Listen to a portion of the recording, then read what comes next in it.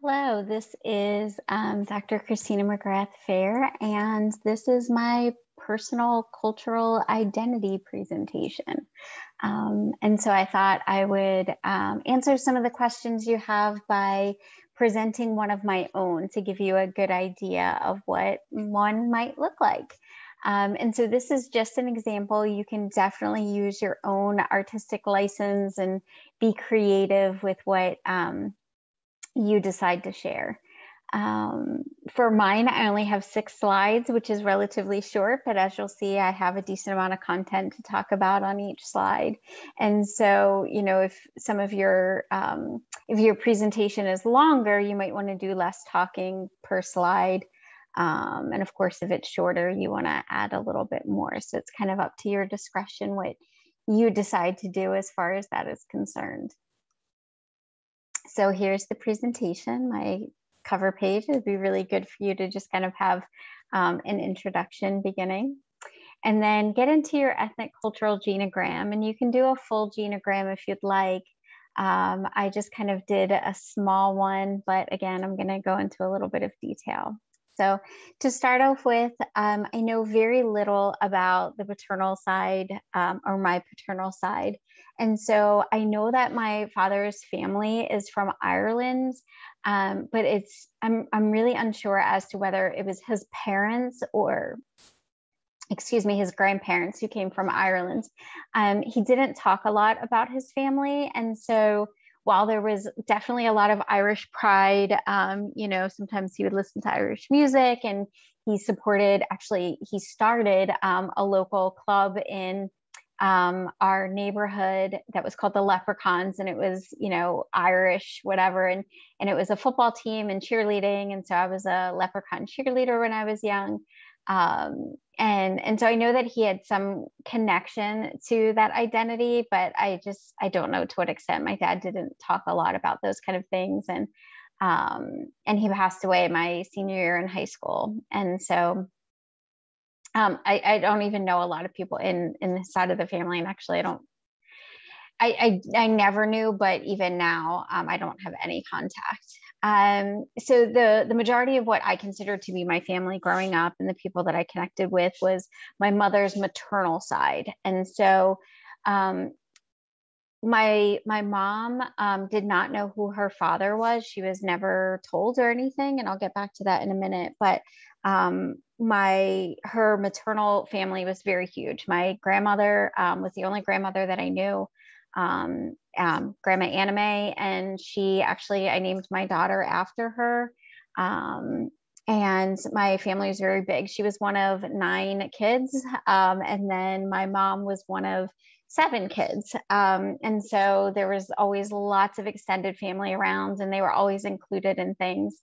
And so that family came from Hungary. My grandmother Anime's parents actually came over from Hungary in when the war was happening. And so because the Germans were trying to take over and stuff, and so they left, but their native language was German. So when they came to America, they were treated pretty poorly. And my grandfather's trade was as a cabinet builder, and he had a really hard time finding work because he spoke with a German accent. So and spoke German as his primary language. And so they had come right directly to Philadelphia, which is where my grandmother grew up, and then my mother grew up, and then I grew up. So we were Philadelphia born and raised. I loved living in Philadelphia. I still identify as a Philadelphian, even though I've lived other places more or longer. I've been out of Philadelphia longer than I lived there. But I loved the city life. I loved, just the beauty of the city, the opportunities, the things I was able to do. I just, sports games, cultural activities, museums, art, parades, the way holidays were celebrated. I just enjoyed so much about being a city kid. And again, especially from Philadelphia, which I definitely miss certain aspects of. And so I said I would get back to my mother's paternal side. At some point growing up, we kind of figured out that my mother and her siblings, for the most part, had all different dads. There were my grandmother had two husbands. And so like the first, I think like 3 or 4 kids or whatever had one last name, and then the others had the other last name, but they knew that those weren't their dads.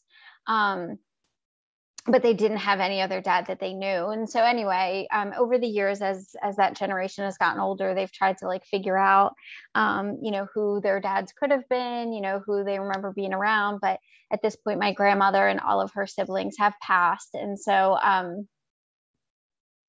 there was kind of this big question looming. And then this past year, my mother actually passed away in 2020, just before the pandemic hit. And then this year, the beginning of 2021, my sister had been on Ancestry DNA because she wanted to learn a little bit about like our cultural identity, because we knew obviously like Ireland was going to be a big one, and then Hungary was going to be another. But because we didn't know my mom's dad, we wanted to find out a little bit more. So she did that and then never really signed in again, just kind of ignored any notifications from it. Well, apparently there were people trying to contact her because she was coming up as like a first cousin, and they're like, who is this person, whatever. So we actually ended up connecting with my mother's father this year. And so that was really interesting.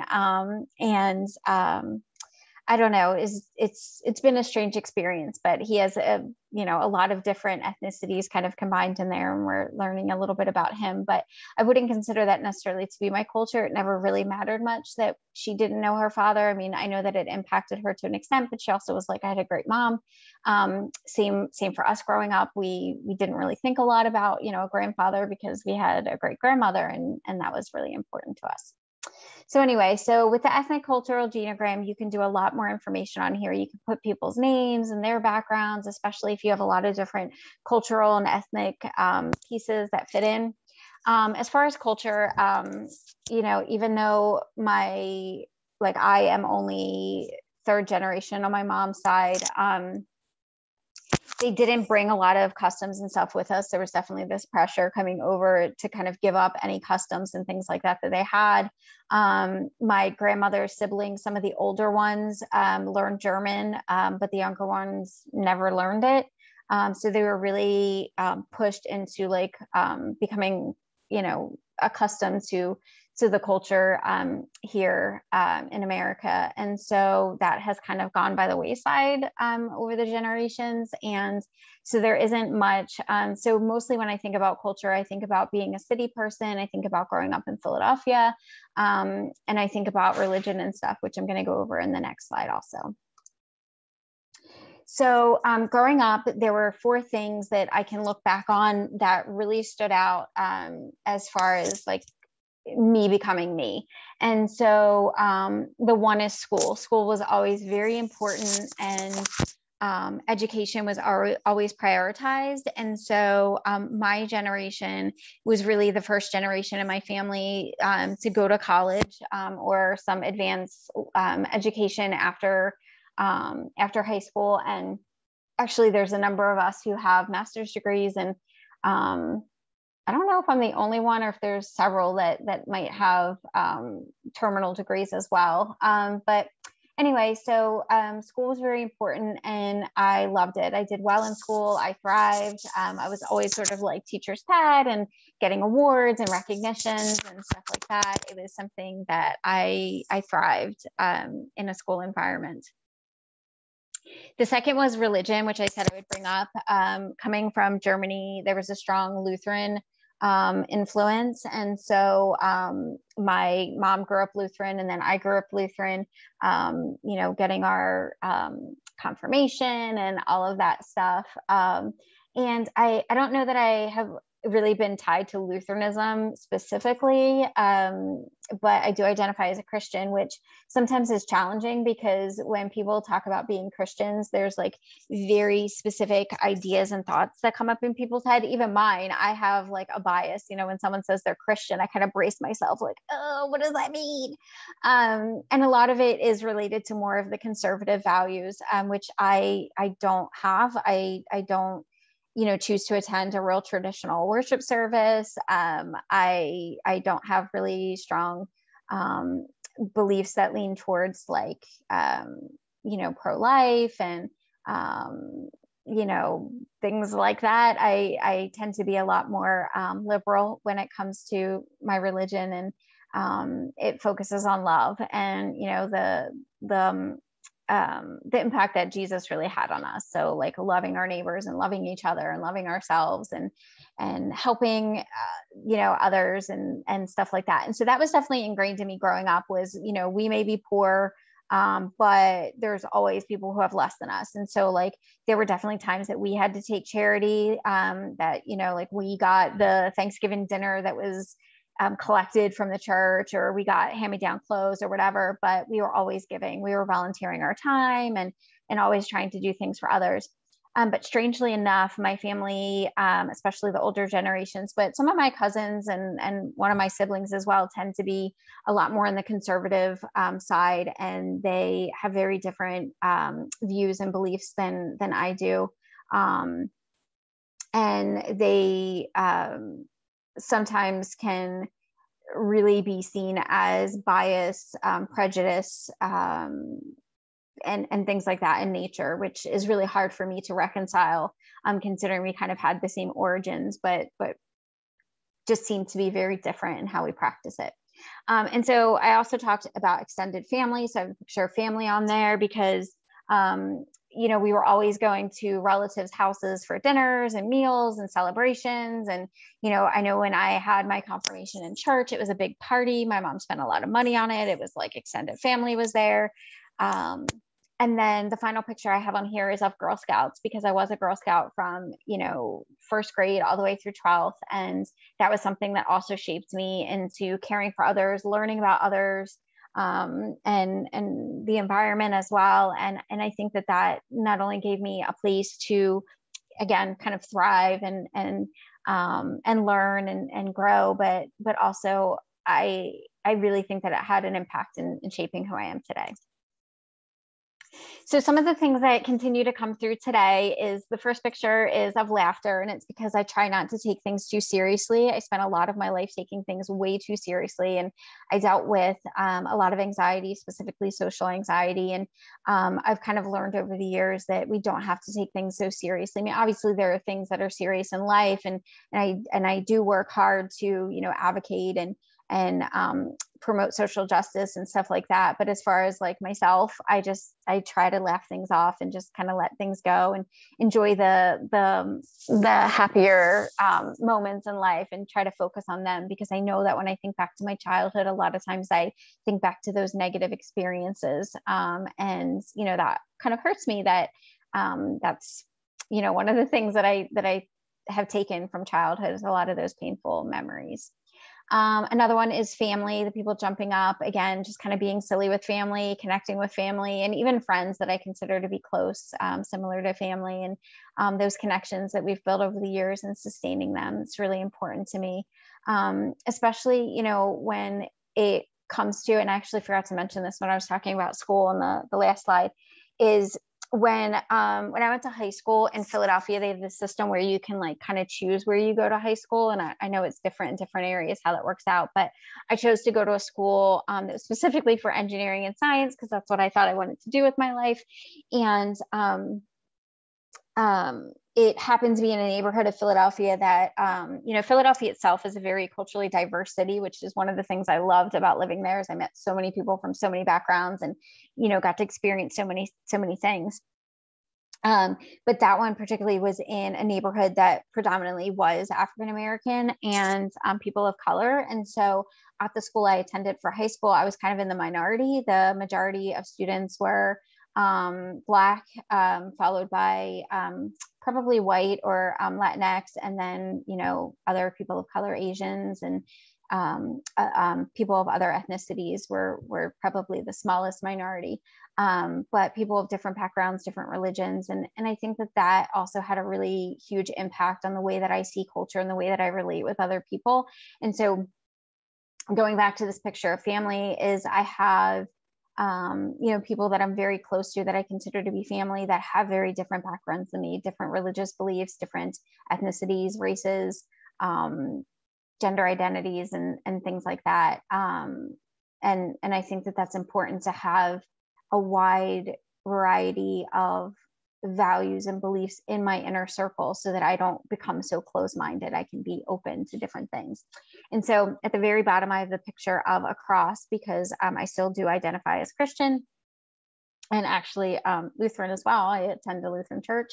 And so that's how my kids are being raised. But also my spouse is a pastor in the Lutheran church. And so that's something that, isn't something that we kind of takes over our lives, but, is impactful. We're involved in activities and things like that in the church. And so I have 3 little symbols on there. The first one is a little circle arrow. And so that symbolizes my sort of left leaning political beliefs and how I kind of circled around from more right-leaning, a right-leaning family. The symbol for female, because I highly identify as a female and have had lots of experiences in my life that are related to my identity as a female that have impacted me. And then I have the semicolon, which, many of you may know is the symbol for, suicide awareness and prevention, and can be seen as a symbol of survivors, people who survived suicidal thoughts, ideation, even attempts. Can be symbolized to honor those that maybe we've lost because of suicide.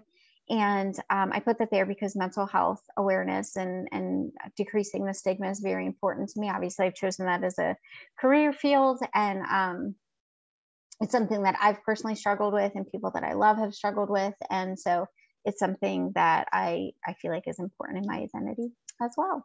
And so I like to kind of come together on an intersectional approach and kind of look at all of these different identities that come together in me, and the ways that they impact me as like a collective whole, rather than each individually. And so these are the identities that when I sit down and start to think about who I am, these are the ones that come up for me. There's probably lots of others that I didn't come up with initially, but this is the list that I've come up with. And these things definitely impact my work with clients in a number of ways. And so, some of them are very obvious when a client meets me. They can see that I, identify, present in a very feminine manner. In my office, I do have not many, but a couple pictures of my family so that you can probably guess that I'm a mother. My clients, for the most part, do know that I also supervise other clinicians and I'm a counselor educator, and also kind of switch that around. My client or my supervisees know that I'm a counselor and a counselor educator and everything like that. So I like to have, those roles well known.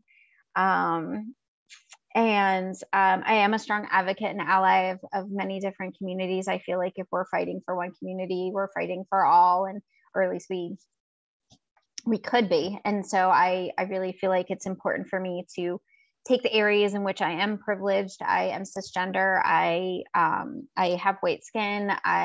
Christian, the majority religion in this country. I'm a naturalized citizen. I'm educated, all of those things, and use them to help benefit those who might not have those areas and levels of privilege and have been more marginalized in different ways. And so again, these are going to be impactful in my work with clients. When they see my website, my social media pages for my practice, you can see a lot of these things stand out because I work with a lot of people in the LGBT community, polyamory, things like that.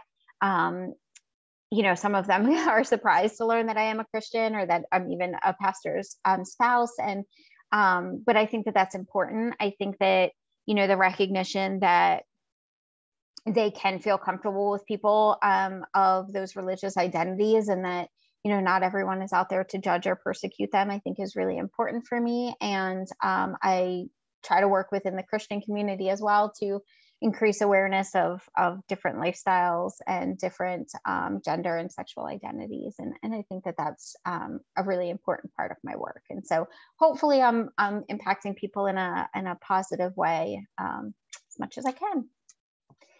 And so here's my final slide.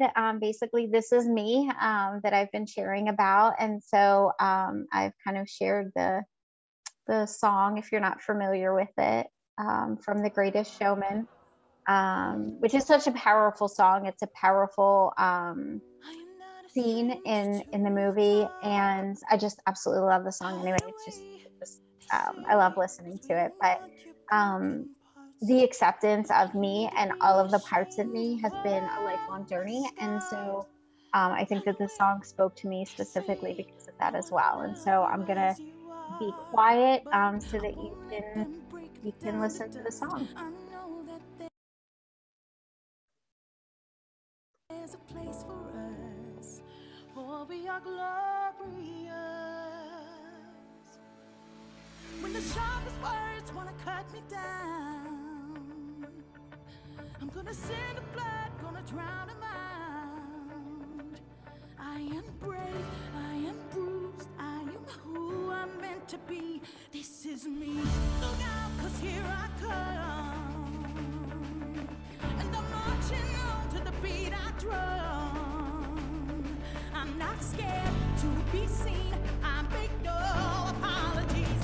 This is me.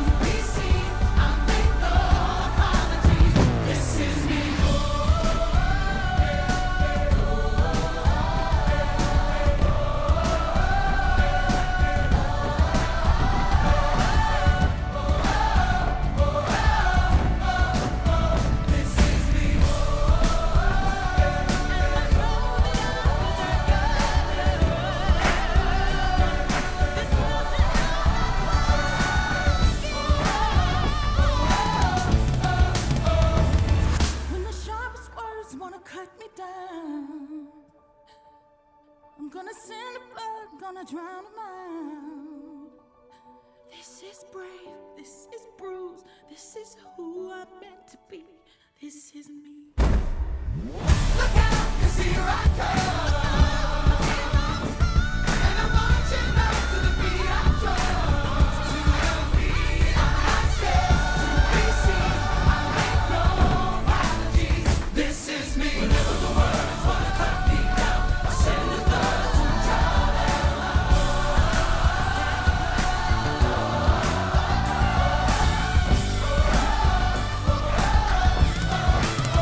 This is me. And that's it. Hopefully you enjoyed this presentation. Thanks.